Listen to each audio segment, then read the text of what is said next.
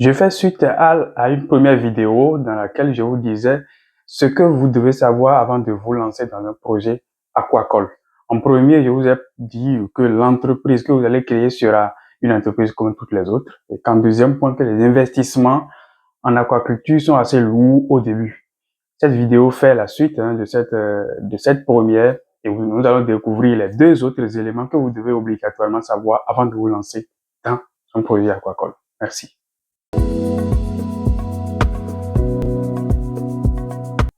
Le troisième élément que vous devez savoir, c'est que vous devez sortir totalement de la production traditionnelle. Alors, la production aquacole aujourd'hui à travers le monde n'est pas aussi avancée, modernisée comme les autres productions généralement terrestres. Pour vous donner un exemple, dans la production terrestre, il existe différentes variétés pour différentes espèces de plantes ou d'animaux. En aquaculture, c'est très rare. Des travaux de génétique, il y en a eu, mais que sur 2 espèces. Et aujourd'hui, on ne sait pas vraiment où est-ce qu'on en est pour la suite. Et donc, la grande prouesse qu'il y a eu en termes d'aquaculture dans le monde, c'est vraiment sur l'alimentation des animaux et après les infrastructures dans lesquelles ça va être produit. Mais il y a beaucoup d'autres choses. Il y a la génétique, par exemple, il y a les espèces qu'on peut produire. Il y a également les soins.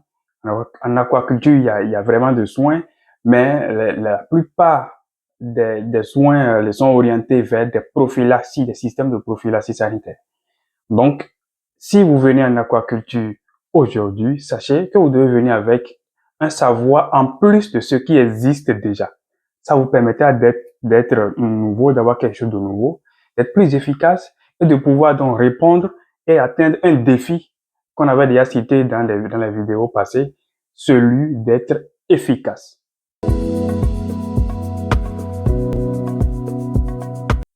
Arrive donc le quatrième élément dont vous devez tenir compte dans vos projections dans une production aquacole. Qu'est-ce que c'est?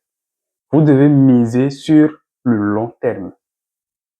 Je vous déconseille vraiment de venir faire de l'aquaculture comme on va faire de la spéculation. Parce que déjà, ce que vous devez savoir, en premier, c'est que vous êtes une entreprise nouvelle, donc vous allez investir pendant un bon moment alors que votre chiffre d'affaires ne va pas suivre. Donc, il faut d'abord réussir à survivre à cette période-là. D'abord, donc, cette période peut aller, en tout cas en aquaculture, vous allez faire au moins 1-2 cycles de production. Donc, selon l'espèce que vous voulez produire, c'est que vous allez devoir patienter 1-2 ans minimum pour essayer de revenir déjà. Ensuite, vous avez fait de lourds investissements au départ. Et donc, il va vous falloir du temps. Quand l'investissement est lourd, on a besoin de plus de temps pour l'amortir. Et donc, il va vous falloir du temps. Donc, quand on couple donc ce besoin de temps pour amortir l'investissement à la phénologie d'une entreprise, ça veut dire qu'il y a matière à patienter, il y a matière à attendre. Et ce n'est pas mauvais. Ce n'est pas mauvais parce que pendant que vous attendez, je vais vous dire ce qui va se passer. En aquaculture, comme je vous avais dit dans la première partie tout de suite, la production est encore relativement traditionnelle, pas hyper modernisée. Ça veut dire qu'il y a une grosse marge de progression. Et qui parle de marge de progression dit chose à faire, dit augmentation de la production dans les années à venir, dit amélioration, dit quand même un avenir assez radieux. Et quand vous vous positionnez dès maintenant et que vous patientez, il sera très simple de vivre ces moments, d'en profiter et de s'en sortir la tête très haute.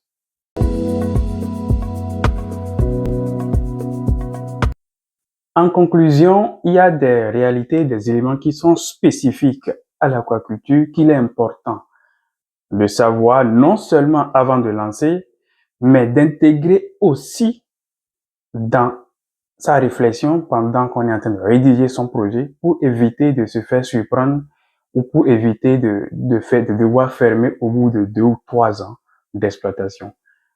Ces éléments sont, entre autres, la conscience que vous êtes une nouvelle entreprise, donc vous devez réfléchir comme une entreprise classique en premier. Deuxième élément, c'est que les investissements sont assez lourds au départ. Troisième élément, vous devez venir avec un modèle de production innovant. Quatrième élément dont je vous ai parlé, c'est de faire du temps votre allié. Donc, miser sur le long terme. Et ça fait ces 4 éléments qu'il est important d'intégrer dans le projet, d'intégrer fortement pour éviter des surprises. Parce que l'aquaculture a déjà longtemps été marginalisée, a de grands défis devant elle, et il serait dommage aujourd'hui que l'on se lance donc avec tous ces défis-là, que l'on se lance sans prendre des précautions. Bon, on en arrête là pour ce que vous devez savoir avant de vous lancer dans l'aquaculture. Je pense que c'est assez bon. Si vous vous basez sur ces éléments, il y a de très faibles chances que vous vous fassiez surprendre. On va se retrouver dans quelques jours pour de nouvelles vidéos. Je vous demande d'interagir avec celle-ci comme vous en avez l'habitude et à très bientôt. Ciao.